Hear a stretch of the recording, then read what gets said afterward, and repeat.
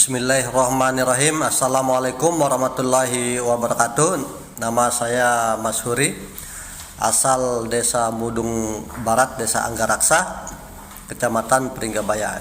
Yang ingin saya tanyakan Pak Ustadz tentang bagaimana hukumnya kita sholat berjamaah pada masa pandemi ini, di mana kita sholatnya berjarak-jarak. Sementara di dalam ajaran Islam menganjurkan kita untuk selalu merapatkan dan merapikan saf. Pertanyaan saya yang kedua,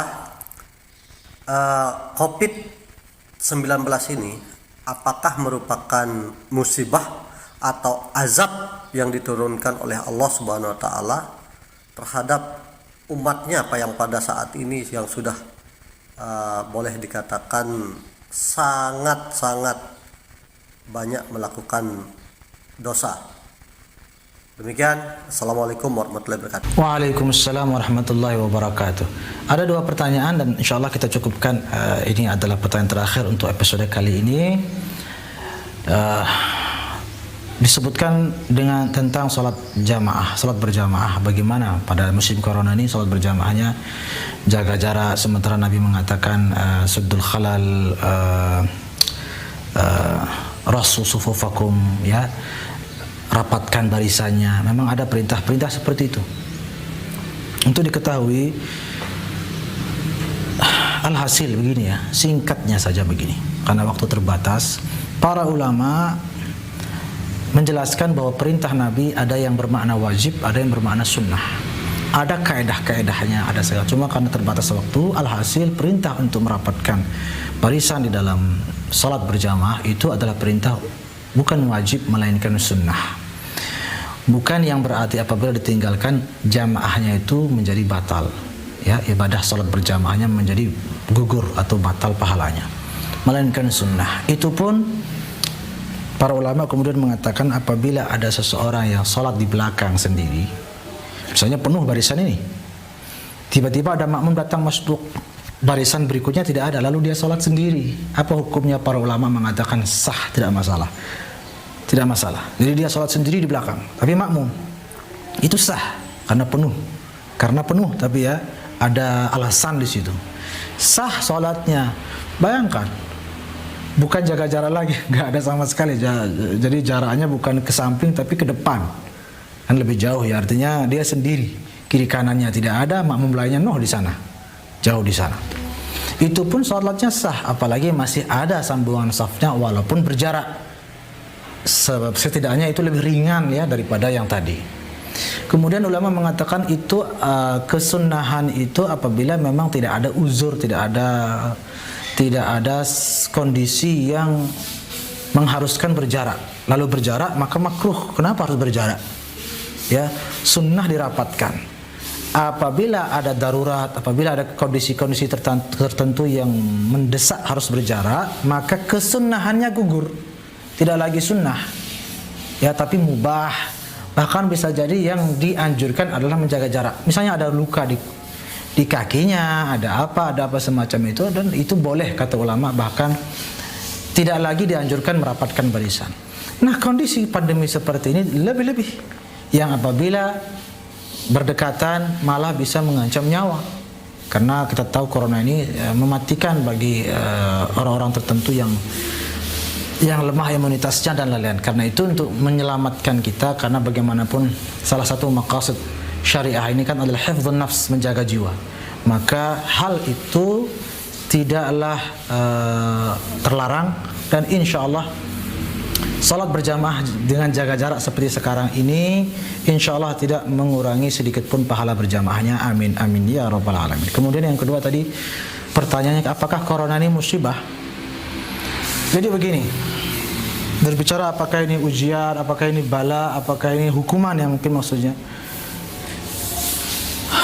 Waktu saya mengaji di Mesir, dari guru saya, beliau mengatakan tidak ada hukuman bagi umat Islam di dunia.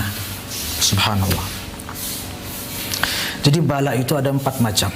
Karena waktu terbatas, ada 4 macam. Ada namanya bala intiqam, bala, suatu kejadian bencana atau kejadian yang tidak mengenakkan lah ya, yang tidak diinginkan sebagai hukuman. Itu berlaku untuk siapa? Untuk orang kafir saja. Untuk orang kafir. Jika mereka ditimpa ini, ditimpa itu, lalu susahlah gitu hidupnya, itu hukuman. Ada namanya bala mahwu sayyi'ah. Peristiwa yang sama, bala, bencana terjadi, tetapi bukan hukuman, melainkan untuk menghapus dosanya. Itu berlaku untuk siapa? Untuk orang-orang Islam pada umumnya, orang awam.